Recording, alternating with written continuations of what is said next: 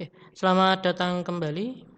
Selamat berjumpa kembali di mata kuliah pemrograman web. Oke, kalau di pertemuan kemarin atau di pertemuan sebelumnya kita sudah membahas tentang apa itu CSS atau Cascading Style Sheet. Nah, hari ini di materi yang kedua, ya kan, kita akan membahas tentang aturan-aturan penulisan yang ada pada CSS.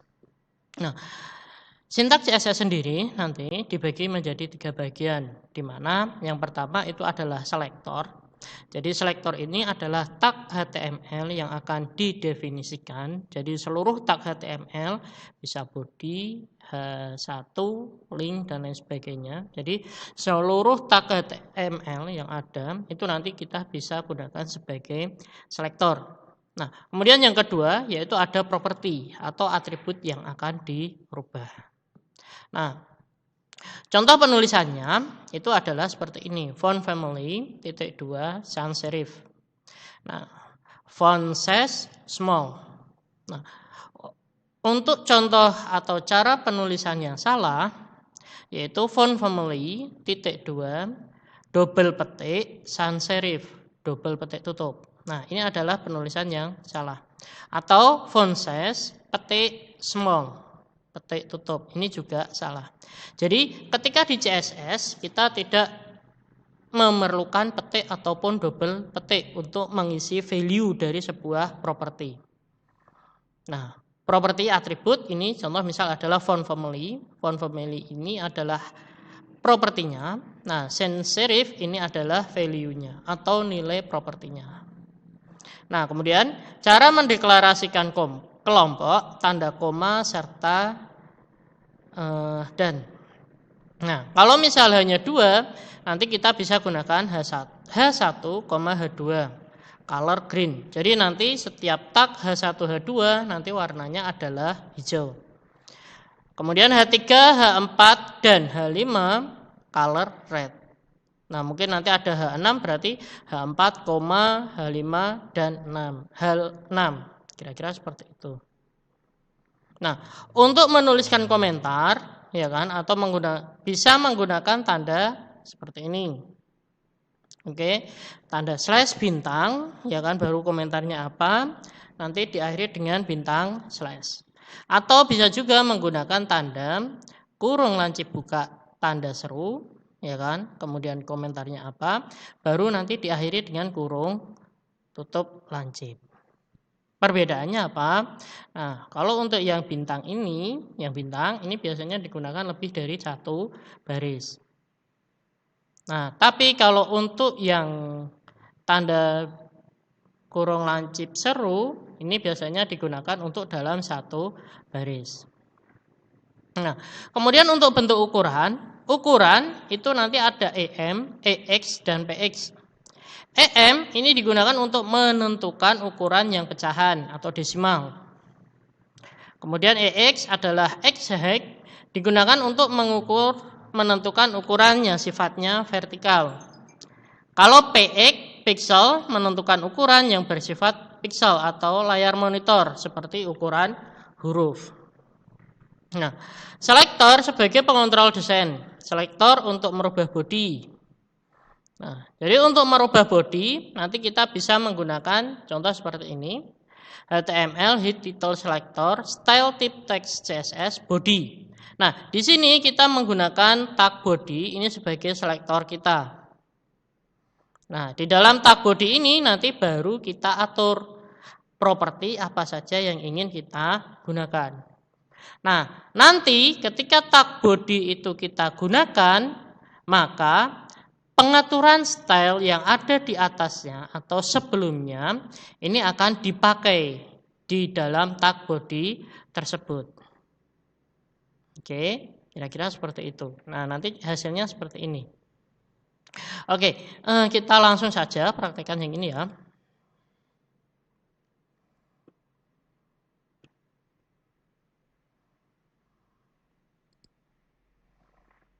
HTML job 2.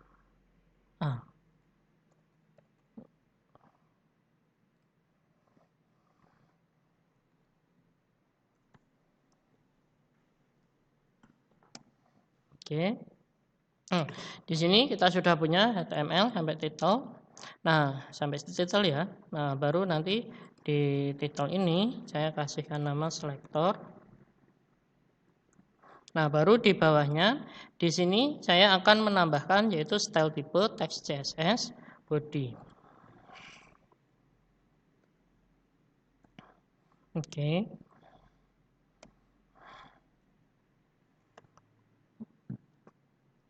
Nah, di sini body. Nah, kemudian kita atur propertinya apa saja yang ingin kita rubah.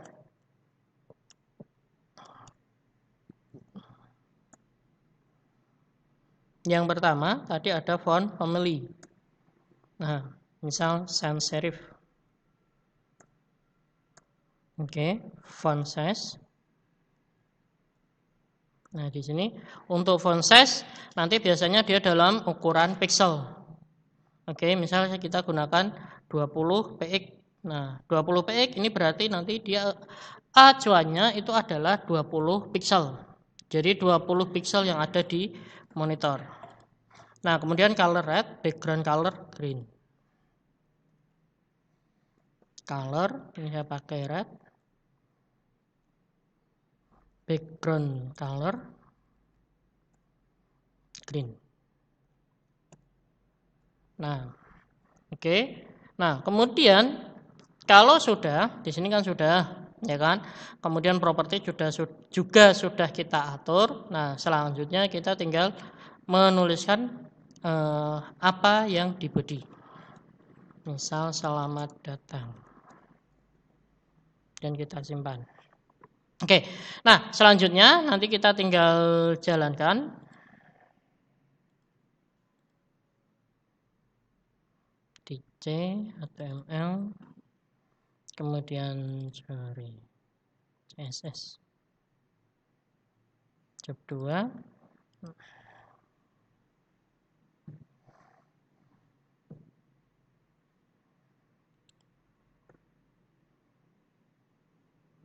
Nah, nanti hasilnya seperti ini. Nah, ini adalah hasil dari perintah CSS yang tadi sudah kita berikan, yaitu font family, ya kan, sans serif, font size. Misal ini saya ubah ke 120, ya kan. Kemudian color red, background color green. Misal ini background colornya yellow.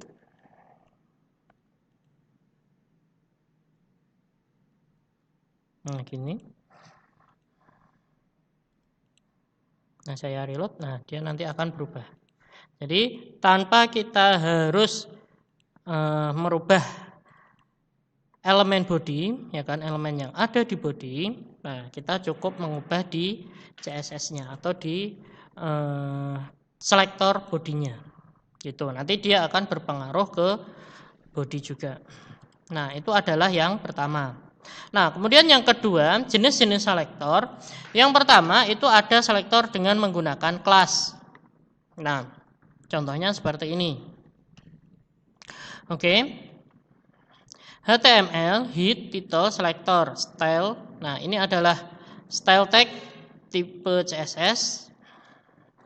Rect, text align rect, ya kan, style head. Nah, baru di sini semua nanti yang menggunakan kelas rect, ya kan, yang menggunakan kelas rect, entah itu nanti H2, P, H1, ya kan, atau mungkin tabel. Ketika dia menggunakan kelas, dia align-nya, ya kan, perataannya, teks align-nya itu akan dibuat rata kanan.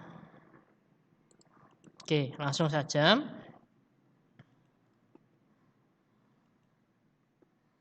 Tadi sudah job 2A. Nah, berarti sekarang saya menggunakan job 2B.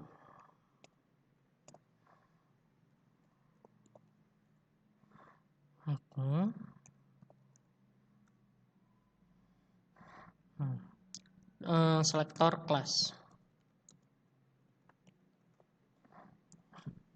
Oke. Nah, di selektor kelas ini nanti yang pertama kita buat dulu style tag-nya untuk rect untuk kelas. Oke, untuk kelas rect, ya kan?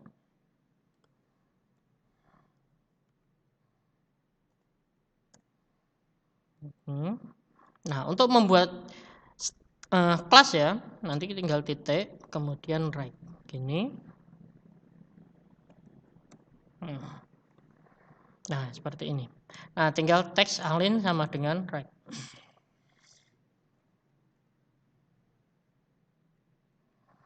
Teks align right. Nah, baru nanti di bawahnya, misal di sini saya menggunakan H1 kelas. Nah, kelas ini nanti diisi dengan ini, right ini.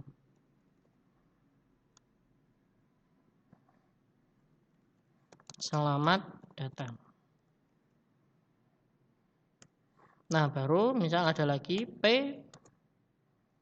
kelas right.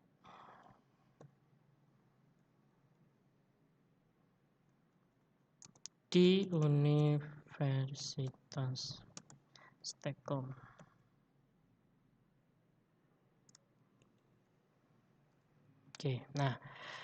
Oke, kita simpan. Nah, selanjutnya kita running, kita jalankan.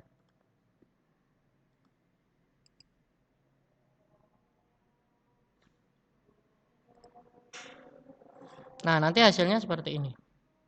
Selamat datang di Universitas Stekom, ya kan? Nah, misal nanti kita tambah dengan yang tadi, ya kan, yang body.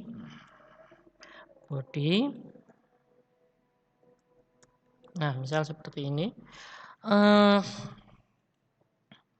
Background color, misal red. Oke, background color red, terus color ya. Ini color.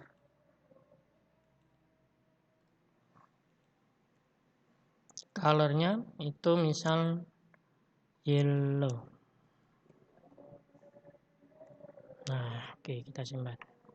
Nah, jadi ini di job 2 HTML. Nah, sekarang kita lihat untuk job 2 HTML. Nah, nanti hasilnya seperti ini. Oke. Nah, jadi tanpa kita harus membuat satu persatu, nah nanti bisa kita langsung. Atau mungkin yang lain, ya kan, yang tadi saya bilang. Ini H1 kan. Nah, kemudian ada H2. H2 kelasnya sama juga. Saya menggunakan kelas right.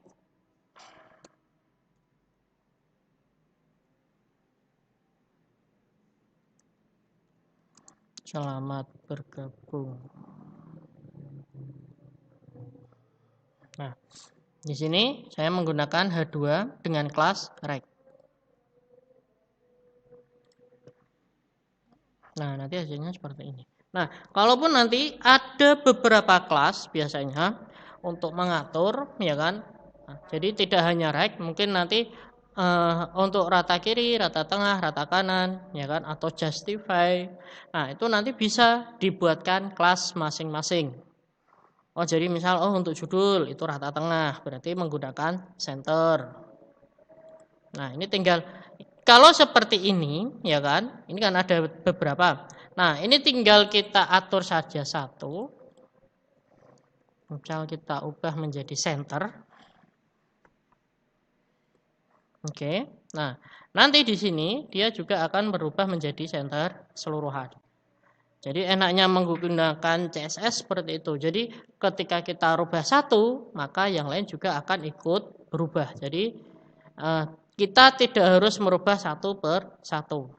Jadi di dalam desain itu satu aturan itu nanti bisa digunakan untuk keseluruhan. Nah, itu ketika kita menggunakan selektor kelas. Nah, kemudian yang kedua yaitu ketika kita menggunakan selektor ID. Nah, untuk selektor ID, untuk selektor ID ini nanti perbedaannya itu seperti ini. Nah, kalau tadi kelas itu menggunakan titik, kalau ID nanti menggunakan crash. Misal kiri.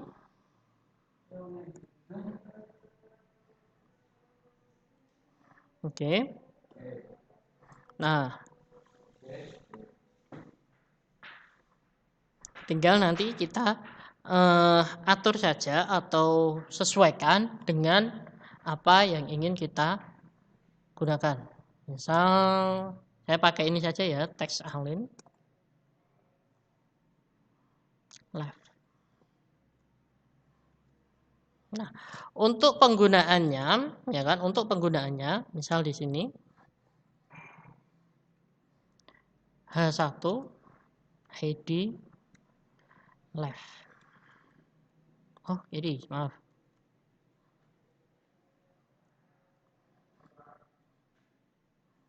Mailcom.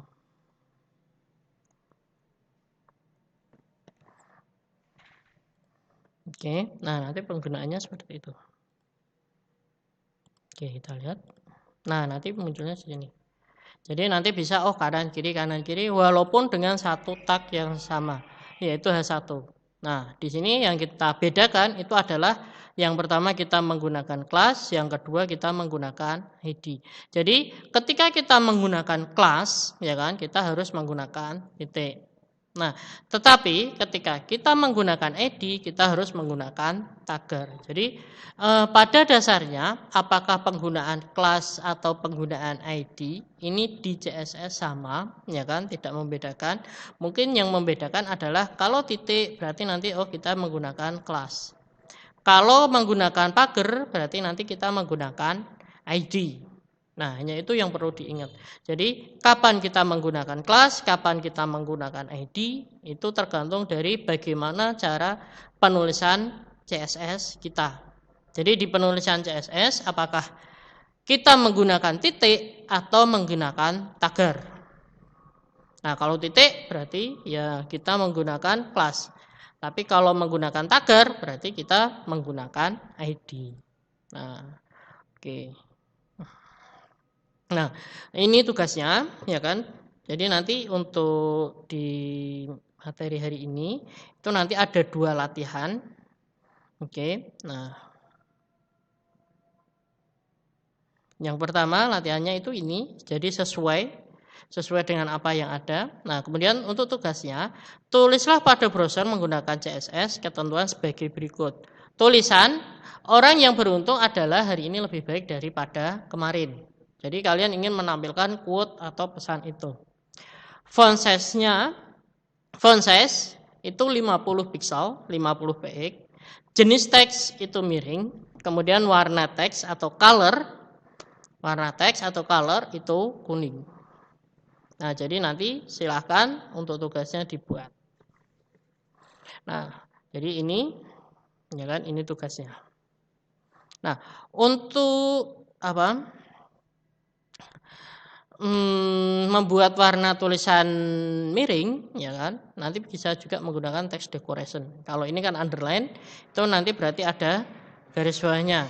Nah, kalau menggunakan italic, berarti nanti ada tulisan dicetak miring. Nah, kira-kira seperti itu.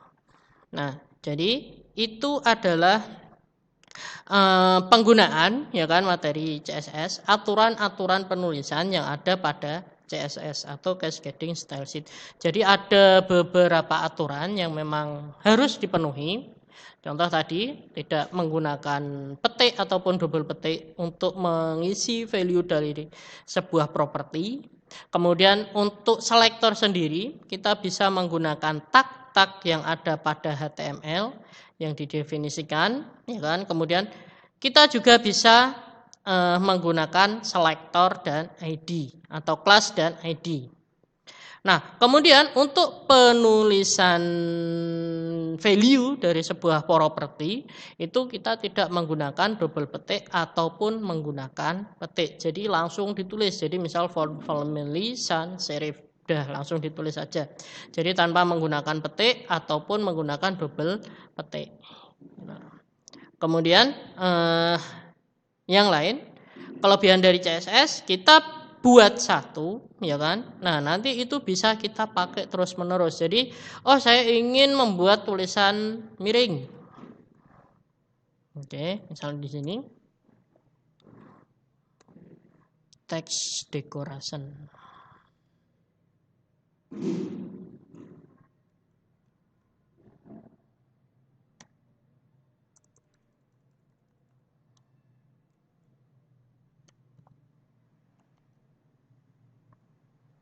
Kita coba.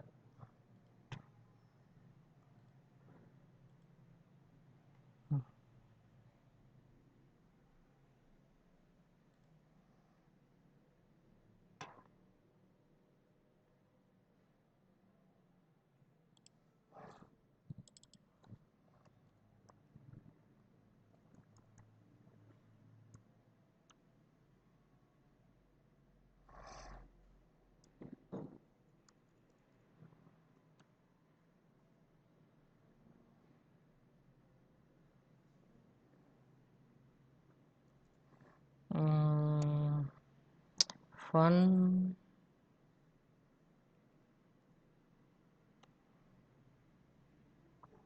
italic. Nah, kira-kira seperti ini. Nah, nanti dia akan berubah menjadi miring. Jadi ini ketika kita ingin menggunakannya lagi, ya kan? Nah, misal di sini OP. Nah, kita tinggal merubah saja, ya kan? Yang awalnya apa? Kita tinggal mengubah saja, tinggal nanti ID-nya itu diarahkan atau dibuat menjadi kiri. Oke. Oke, nah jadi mungkin itu materi untuk hari ini, ya kan? Tata cara atau aturan-aturan yang penulisan yang ada pada CSS. Oke. Oke, untuk pertemuan pada hari ini mungkin saya cukupkan sampai di sini dulu. Kurang lebihnya mohon maaf. Terima kasih. Selamat mencoba.